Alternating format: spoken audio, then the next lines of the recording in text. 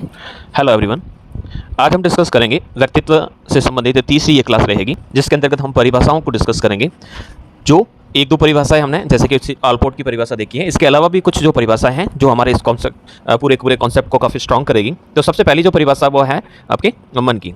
अब मन जो व्यक्ति है वह किस प्रकार से व्यक्तित्व को डिफाइन करता है, तो हम इस पूरी परिभाषा को अच्छी तरीके से उसका विश्लेषण करते हुए पढ़ेंगे कि व्यक्ति के गठन व्यवहार गठन का अर्थ होता है कि व्यक्ति के गठन का यानी उसका जो स्ट्रक्चर है वो दिखने में किस प्रकार का है, उसका जो डील या फिर कह सकते हैं उसकी कद काठी किस प्रकार की है। फिर इसके बाद उसके व्यवहार के तरीके यानी वह दूसरों के साथ किस प्रकार का व्यवहार करता है, किस प्रकार से उसका इंटरेस्ट है, वह किस एस्पेक्ट्स में हर चीज़ को देखता है, उसकी जो कैपेसिटीज़ क्या कौन कौन सी है, कैपेबिलिटीज़ कौन सी है, इन सभी का एक विशिष्ट संगठन है। यानी मन के अनुसार कह सकते हैं कि व्यक्तित्व जो है एक चार या एक दो गुणों का समावेश न होकर व्यक्तित्व के अंतर्गत बहुत सारी चीज़ें आती है। व्यक्तित्व के अंतर्गत उसका बाहरी आवरण तो आता ही है, तथा साथ ही साथ व्यक्ति के अंदर जो मौजूद उसकी जो कैपेबिलिटीज़ है उसको भी इसके अंतर्गत शामिल किया जाता है। तो personality may be defined as the most characteristics integration और an individuals structures, mode of behaviour, interest, attitudes, capability and abilities and aptitude, ये सब मिलकर जो है किसी व्यक्ति का जो है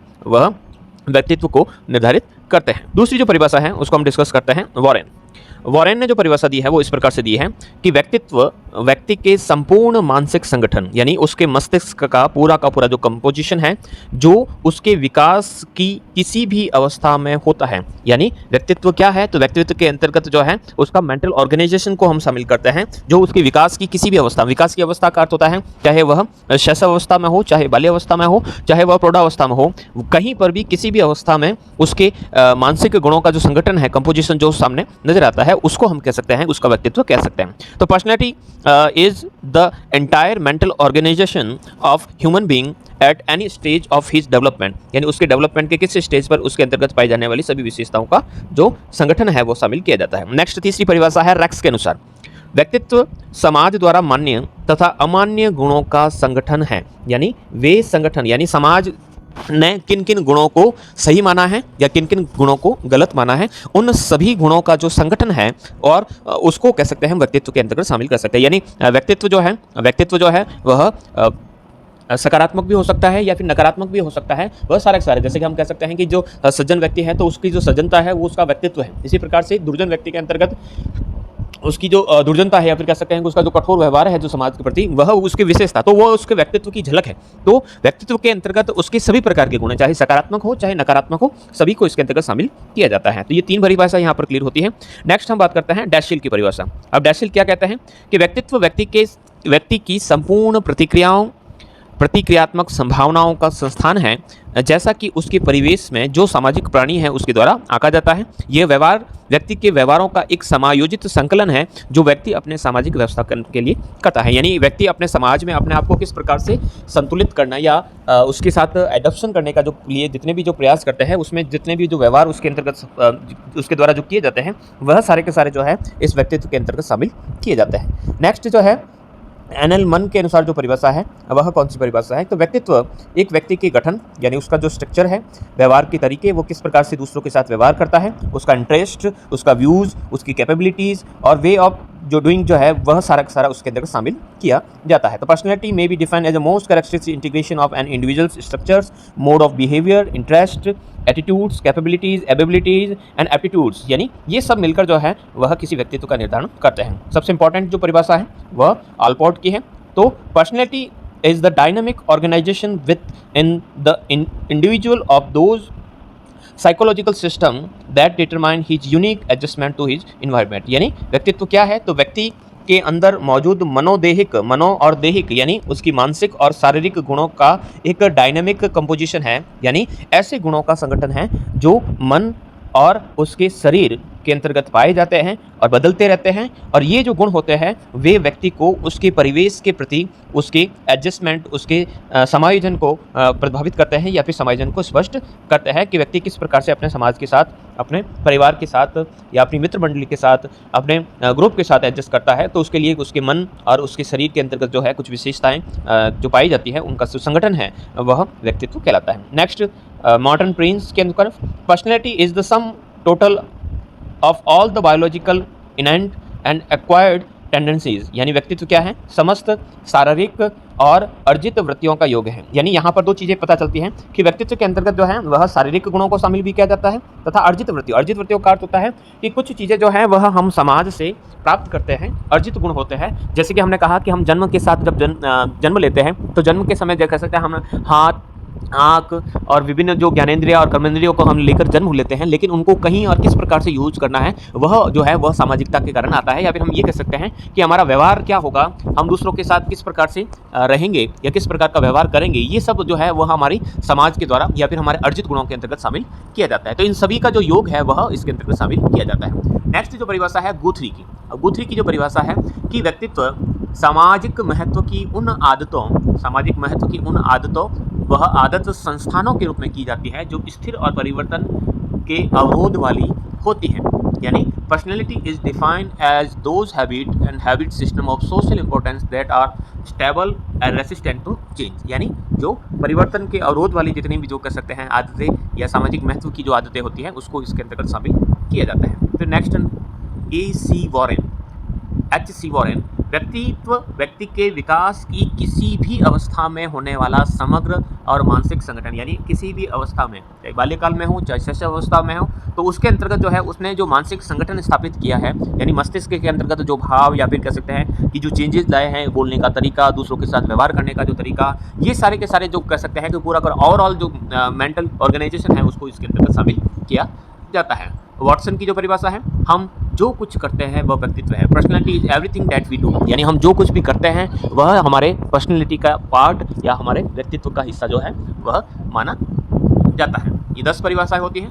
10 परिभाषा के बाद कुछ और परिभाषा यहाँ पर दे रखी है। सबसे पहला है हे मे एंड हॉटसन के अनुसार व्यक्तित्व व्यक्ति का वह स्वरूप है जो उसे प्रभावशाली बनाता है और दूसरों को प्रभावित करता है। यानी व्यक्तित्व के द्वारा हम प्रभावशाली बनते हैं, इफेक्टिव बनते हैं और ये जो व्यक्तित्व होता है वह दूसरों को भी प्रभावित करता है। बिग एंड हंट की परिभाषा व्यक्तित्व व्यक्ति के संपूर्ण व्यवहार, प्रतिमान और विशेषताओं का योग है। तो personality refer to whole behaviour pattern and individuals to the totally its characteristics जो है वह इसके अंतर्गत शामिल किया जाता है। यानी हम ये कह सकते हैं कि जितनी भी जो परिभाषाएं हैं, चाहे हम आइजेनेक की ले लीजिए या फिर हम कोई भी परिभाषा ले लीजिए, इन सभी परिभाषाओं का सार यही है कि व्यक्तित्व के अंतर्गत जो है वह बहुत सारे जो तत्व होते हैं वह मिलकर हमारे व्यक्तित्व को तय करते हैं। व्यक्तित्व के अंतर्गत जो है मानसिक, न केवल मानसिक गुण बल्कि शारीरिक तत्वों को भी शामिल किया जाता है, जिसके द्वारा हम दूसरों पर छाप छोड़ते हैं या फिर कह सकते हैं कि दूसरों के साथ हम किस प्रकार का व्यवहार करते हैं या दूसरों को किस प्रकार से प्रभावित करते हैं, ये सब चीज़ें जो हैं इसके अंतर्गत शामिल की जाती हैं। नेक्स्ट बढ़ते हैं आगे।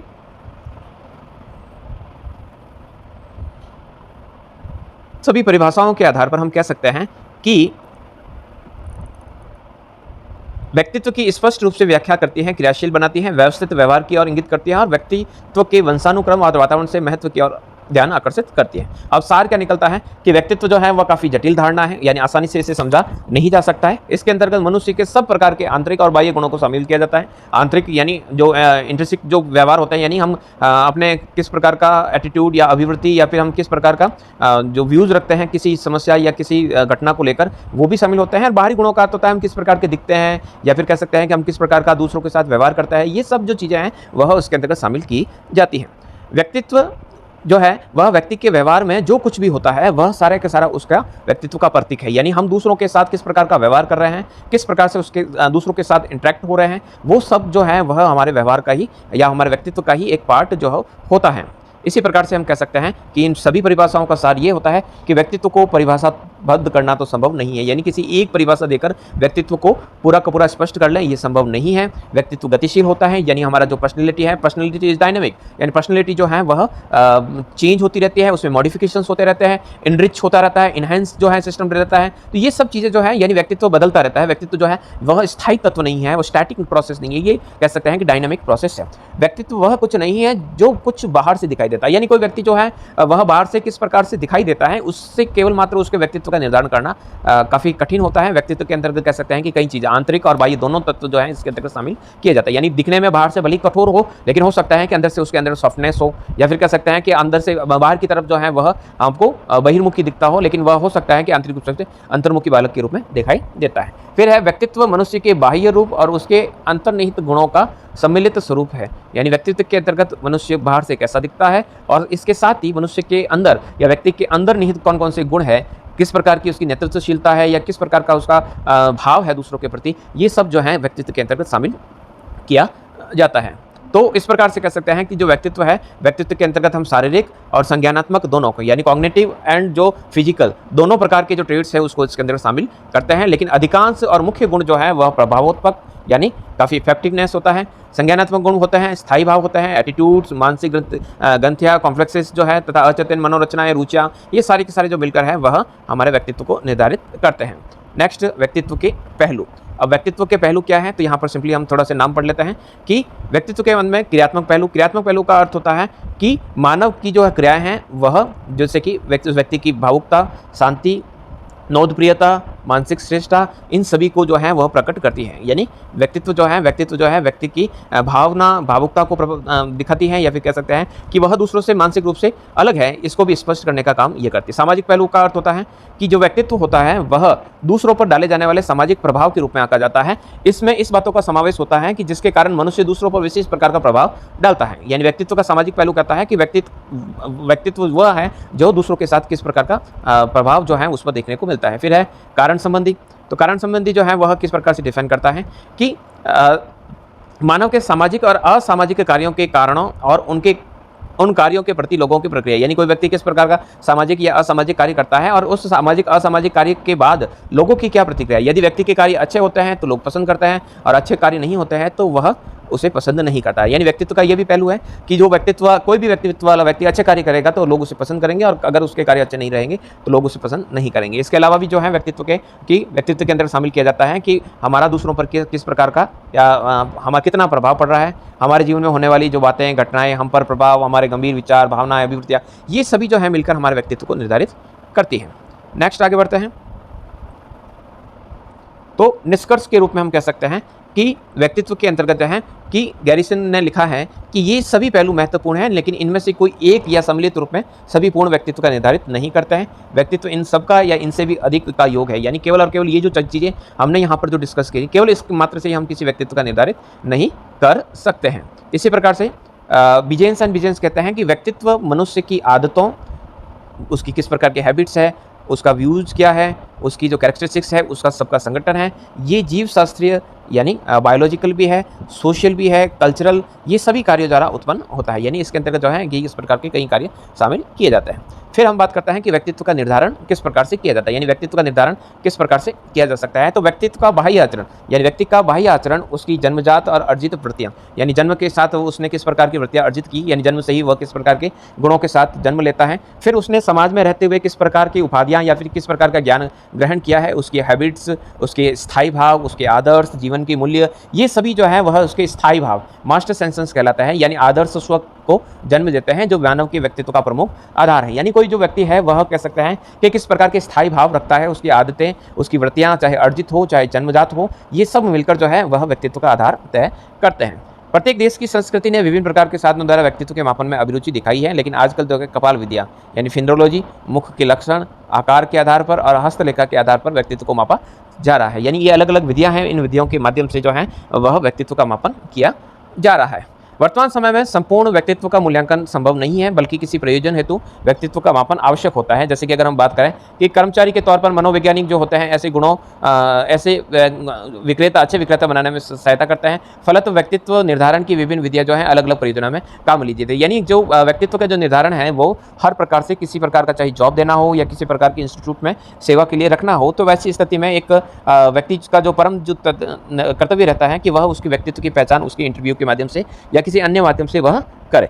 अब ये कैसे करते हैं या किस प्रकार की विधियों को अपनाया जाता है उसको हम नेक्स्ट स्लाइड में डिस्कस करेंगे। है व्यक्तित्व की विशेषताएं, यानी व्यक्तित्व की क्या क्या विशेषताएं होती हैं। तो सबसे पहले हम बात करते हैं कि व्यक्तित्व व्यक्ति की मानसिक अवस्थाओं का सम्मिलित योग है और जन्म के समय और व्यक्ति के पिछले पूरे जीवन काल में प्राप्ति की प्रवृत्तियों, प्रतिभा, गुणों का योग है। व्यक्तित्व व्यक्ति के जीवन के सभी पहलुओं को दिखाता है। यानी व्यक्तित्व के अंतर्गत जो है उसने अपने जीवन काल में जो गुण अर्जित किए हैं या फिर जो कह सकते हैं कि जन्म के साथ किन गुणों के साथ उसने जन्म लिया है, उसके अंतर्गत जो उसकी एटीट्यूड्स है, उसकी व्यूज़ है, उसकी जो कह सकते हैं कि उसके गुण हैं, ट्रेड्स है, इन सभी जो हैं उनको हम व्यक्तित्व के अंतर्गत शामिल करते हैं। व्यक्ति की विशेषताओं को हम कुछ भागों के यहाँ पर बांट देते हैं, जैसे कि अंतर्गत हम बात करेंगे सबसे पहले कि सामाजिकता, यानी व्यक्तित्व का जो व्यक्ति या किसी प्रकार का जो व्यक्तित्व होता है उसमें सामाजिकता पाई जाती है, कुछ लक्ष्य पाए जाते हैं, कुछ आत्मचेतना पाई जाती है, यानी खुद वो विचार कर लेते हैं कि किस प्रकार का कार्य किस प्रयोजन में सही रहेगा। इसके अलावा परिवार के साथ आसानी से समायोजन, यानी उसका जो आसपास का जो इन्वायरमेंट है उसके साथ वो आसानी से अपने आप को एडजस्ट कर पाता है। शारीरिक और मानसिक स्वास्थ्य इनका बढ़िया रहता है, लगातार विकास करता रहता है, भरपूर उत्साह से ये पूरित होते हैं। इस प्रकार की जो विशेषता है देखने को मिलती है। अब हम बात करते हैं सबसे पहले सामाजिकता। अब सामाजिकता का अर्थ होता है कि मनुष्य एक सामाजिक प्राणी है और समाज के बीच ही रह सकता है और समाज में बीच रहकर ही सारे कार्य करता है। इसलिए व्यक्तित्व की जो विशेषता है उसके अंतर्गत सामाजिकता पहला गुण है कि जो व्यक्तित्व है उसका निर्धारक में उसकी सामाजिकता को शामिल किया जाता है। फिर है लक्ष्य प्राप्ति, यानी प्रत्येक व्यक्ति का कुछ जीवन में लक्ष्य अवश्य होता है और उसी को ध्यान में रखते हुए व्यक्ति लक्ष्य प्राप्ति के लिए हमेशा प्रयत्नशील रहता है और लक्ष्य के अनुरूप ही कार्य करता है। इसलिए व्यक्तित्व के निर्धारण में उसके लक्ष्य का काफी प्रभाव पड़ता है कि बड़े होकर क्या बनोगे, तो वह जो है या फिर वह किस लक्ष्य की प्राप्ति में लगा हुआ है, ये सब जब मिलकर जो है उसके व्यक्तित्व का निर्धारण करते हैं। नेक्स्ट है आत्मचेतना, जो क्या कहलाती है कि व्यक्ति आत्मचिंतन यानी खुद सोचकर इस बात का ध्यान रखता है कि समाज में उसकी क्या छवि बन रही है। यानी व्यक्ति आप हो चाहे हम हैं, हम हमेशा विचार व्यवहार करते समय ये जरूर सोचते हैं कि हम जो कार्य कर रहे हैं उससे हमारी समाज में किस प्रकार की छवि बन रही है, लोग आपके प्रति किस प्रकार की भावना रखते हैं। इस बात का वो चिंतन अवश्य करता है कि उसके द्वारा जो कार्य किए गए जितने भी कार्य है वह उसके प्रति किस प्रकार की धारणा बनाएंगे, यानी जिस प्रकार का कार्य आप कर रहे हैं उसके बाद लोगों की उस कार्य के प्रति या उस खुद के प्रति किस प्रकार की धारणा रहेगी और इसी को ध्यान में रखते हुए वह कार्य करता है और लोगों की नज़रों में उसकी क्या छवि है। यानी जब व्यक्ति कोई कार्य करता है तो हमेशा ये विचार करता है, ये चिंतन करता है, आत्मचिंतन करता है कि लोग जो है वह उसके प्रति किस प्रकार की धारणा रखते हैं और उसी के अनुरूप कार्य करता है। तो इस दृष्टि से एक छोटा बालक एक पशु के समान ही है और उसके अंतर्गत आत्मचेतना का अभाव होता है। लेकिन छोटा जो बालक होता है जो व्यवहार करता है तो उसको नहीं पता होता है कि लोग उसके बारे में किस प्रकार की भाव रखते हैं। तो ये एक प्रकार का ईद भावना, ईद जो हमने फ्रॉइड को पढ़ा था, तो फ्रॉइड ये कहता है कि ईद इस प्रकार की भावना है कि जिसमें व्यक्ति भी इस प्रकार के उसके परिणामों की चिंता नहीं करता है, क्या होगा, लोग क्या कह रहे हैं या क्या देख उसको किस दृष्टि से देख रहे हैं, उसका कोई प्रभाव नहीं पड़ता है। तो इस प्रकार से हम जो भी कार्य करते हैं वह आत्मचेतना के साथ करते हैं। फिर है जो व्यक्तित्व है वह कह सकते हैं कि ये विशेषता है कि वह आसानी से दूसरों के साथ परिवेश जो जिस प्रकार का वातावरण है उसके अनुसार अपने आप को डालने का प्रयास करते हैं ताकि वह उसके इन्वायरमेंट के साथ अपने आप का अपूर्व जो समायोजन है स्थापित कर सकते हैं। तो इसका अर्थ ये हुआ कि अपने आप को परिवेश के अनुसार ढालने के लिए वह इस प्रकार के व्यवहार करता है कि वह आसानी से उस समाज के साथ, उस एरिया या फिर उस मंडली के साथ अपने आप को एडजस्ट कर सके। नेक्स्ट है शारीरिक और मानसिक स्वास्थ्य, यानी अच्छे व्यक्तित्व के लिए आवश्यक है कि व्यक्ति का शारीरिक स्वास्थ्य अच्छा हो और मानसिक स्वास्थ्य दोनों ही अच्छा हो, क्योंकि अगर दोनों ही सही नहीं है तो वह उसका व्यक्तित्व खराब करेंगे, उसका व्यक्तित्व जो है वहाँ पर प्रभावित होगा। क्योंकि अगर मानसिक स्वास्थ्य सही होगा तो शारीरिक स्वास्थ्य भी सही होगा, यानी स्वस्थ मस्तिष्क में या स्वस्थ शरीर में स्वस्थ मस्तिष्क का निवास होता है। तो इस प्रकार से ये भी एक विशेषता जो है यहाँ पर देखने को मिलती है। विकास यानी व्यक्तित्व जो है या जीवन जो है जीवन प्रयत्न चलते विकास यानी लगातार चलता रहता है और जो अच्छे व्यक्तित्व वाले जो विकास होते हैं तो उसकी प्रक्रिया भी उत्तम होनी चाहिए। इसीलिए कुछ विद्वान हैं गैरिसन, किंगस्टन, मैकडोनाल्ड, इन सभी ने अनवरत विकास के संदर्भ में कहा है कि व्यक्तित्व जो है अनवरत विकास की प्रक्रिया में रहता है, यानी व्यक्तित्व जो है वह लगातार कंटिन्यूस जो है उसमें जो डेवलपमेंट है वह चलता रहता है और विकास चलता रहता है। छठा है अनवरत विकास, हमने यहाँ पर डिस्कस किया। फिर है भरपूर उत्साह, यानी जो उत्साह है वह व्यक्ति के जीवन में महत्वपूर्ण इकाई होता है, चाहे किस प्रकार की परिस्थिति आ जाए और वह अपने पथ से विचलित नहीं होता है क्योंकि उसके अंतर्गत उत्साह होता है। तो जो व्यक्तित्व है, व्यक्तित्व जो है उसके निर्धारक तत्वों के उसके अंतर्गत हम कह सकते हैं कि भरपूर उत्साह भी उसके अंतर्गत शामिल किया जाता है।